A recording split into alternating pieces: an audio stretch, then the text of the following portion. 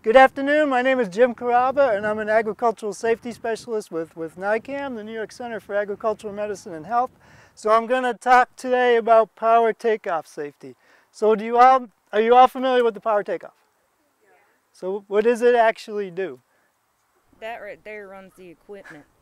Yeah, it runs the equipment. It takes power, it's a rotating drive shaft, and it takes power from the tractor's engine and brings it back to the implement that you're using. So it powers the equipment, like you said. And what piece of equipment is this? Oh, it's a manure spreader. Manure spreader, yep, right. And here's the PTO shaft. What is it missing? Oh, that's the guard. The guard, yeah. So if you have any equipment that has PTO shafts like that, you really want to make sure you put the guards on it. So here's an example of a power shaft with a guard. And what does the guard do for me? Protects you. Protects you. Doesn't spin you up. Yep. So when that shaft is spinning inside there, if I should bump up against the guard, the shield will stop, but the shaft inside still spins. But when that's not there, what's going to happen if I hit that? It could grab my clothes and then wrap me right around that thing. So, and people have had legs ripped off, arms ripped off, or their whole body gets wrapped around that thing. And look how big that space is. And this is a 540 RPM shaft, so that spins 540 revolutions per minute, or about 7 feet a second. So you can imagine what that would do to your body to go through that little space 7 times every second. It's a devastating type of injury or entanglement, and unfortunately, it happens in New York sometimes, or around the country too. So you always want to stay away from that when it's running. If I have to fix anything on my manure spreader, if I was using it and something was wrong with it, what should I do? Shut everything off. Yeah, I'd shut the PTO off. I'd shut the tractor off and wait for everything to stop moving too before I go stick my hands in there, because some machines will still run for a while longer. When you shut that PTO off, it doesn't stop instantly usually. So you want to think about the type of clothes you're wearing too. You should have close-fitting clothes, nothing loose or dangly. If you have long hair, keep that tied up under a hat or tied up so that it can't get caught on something. Because sometimes people have been scalped on rotating components like this roller chain here and this pulley. It looks like the shield is missing. There was a shield on there at one time. You can see the attachments for it in the mounting spot, but it's gone now. So all of that kind of stuff should be guarded. So what we're going to do now is our mock PTO entanglement. So I've got a Tyvek suit here to simulate a person, and I tied their shoelace to the yoke of the PTO. So I'm going to turn this on and engage the PTO, and we'll see what happens. All right.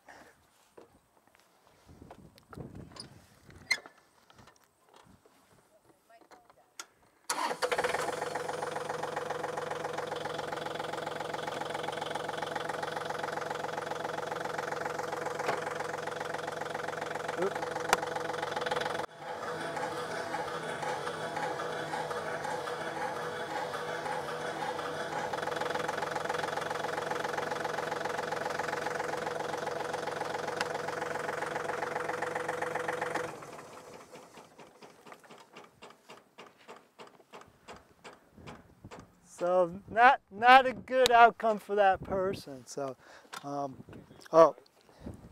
when I get off the tractor, I also want to face it and use 3 points of contact. You shouldn't just jump off the tractor.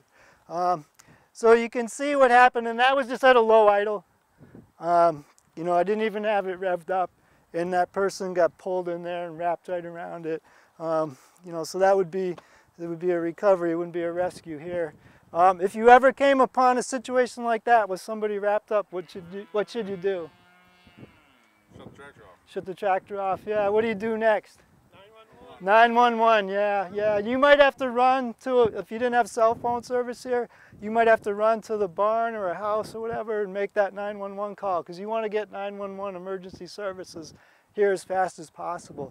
If they were wrapped around that but still alive, should you try to get them off? No, leave them where they lie, yeah. So with an accident victim, you want to leave them where they lie, maybe keep them as comfortable as possible. We could cause more damage to the victim if we tried to unwrap them off that PTO shaft. And the rescuers might actually have to cut the shaft. Like they might cut that shaft off and send the person in the shaft in the hospital or the ambulance, you know, the helicopter, and send the whole thing right to the hospital. So, have you ever seen one like that, Jim? not from real life, but they happen. They happen a lot. You know, we've had them even in close to NICAM. We've had a few in past years. So you make sure all the shields and guards are in place. Like this one was totally missing, but I told them I wanted the shaft exposed for this demonstration so that we could wrap it up. Otherwise, if I tie the string to a plastic PTO shield, it'll break it. So I didn't want to break their PTO shield. But we can see, if we take a look on this other tractor behind us here, so the front half of the shaft isn't connected, but we can see the rear half of the shaft is properly guarded. I can spin that by hand so I know it's not frozen or stuck to the shaft. And I can't pull that back from the universal joint, so I know that those bearings are in place and it's working. This is the implement master shield, so that's in place to cover the implement input PTO stub shaft, so that's there. Sometimes those are missing. And then on near the tractor stub shaft, we can see the master shield for the tractor, so that's in place. That shield should be there too. Sometimes those are missing as well, and that connects to the universal joint there. There's actually a cover for the stub shaft on this, so when you're not using it, you put that cover on. So this is all properly shielded, which is what you want to see. Any questions on PTO safety?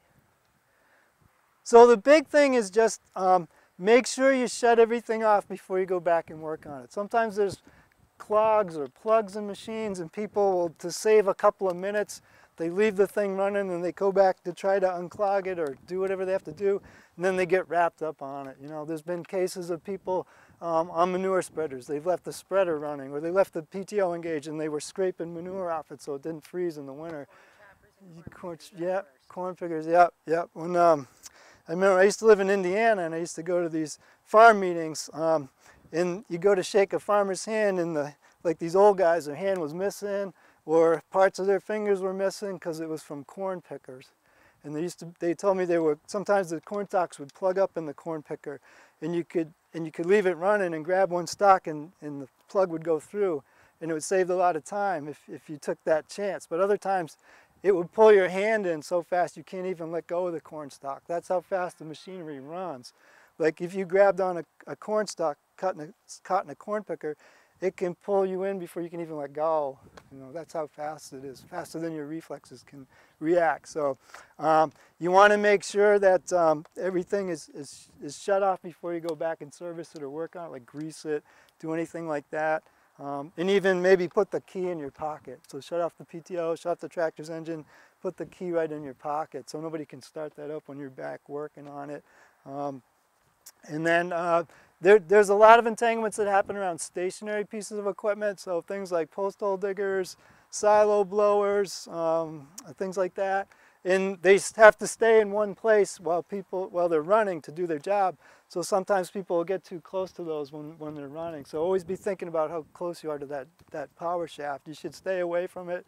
But sometimes if you're working around that all day long, some people forget sometimes. Like around portable grain augers, sometimes that happens. If they're shoveling grain into the pickup part of it, sometimes they might forget how close they are to that shaft and get wrapped up on it. So.